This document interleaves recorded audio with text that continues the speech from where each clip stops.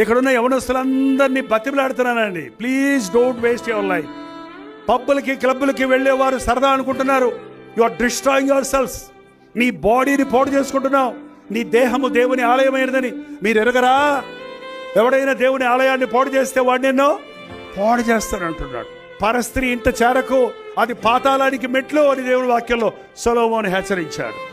ఎంతమంది ఈ రోజున వివాహానికి ముందే వివాహేతర సంబంధాలు పెట్టుకొని జారత్వానికి చోటించి సరదాగా అనుకొని అదేదో సంతోషం అనుకొని శరీరాన్ని అపవిత్రపరుచుకుంటున్నారు. మీ శరీరము జారత్వము నిమిత్తము కాదు, అది ప్రభువు నిమిత్తము. నిన్ను చూసి పాడైపోతున్నావు, వేస్ట్ అయిపోతుంది నీ లైఫ్ అని నీకు అనేక అవకాశాలు ఇస్తున్నాడు. యేసయ్య నీ ప్రారంభమే కాదు, నీ ముగింపు చెప్తాడు. నిన్నేం చేయబోతున్నాడో చెప్తాడు. నీకే ప్రణాళిక కలిగి ఉన్నాడో చెప్తాడు. దేవుడు నిన్ను కోరుకుంటున్నాడంటే నిన్ను ఏరుకున్నాడు ఆయన.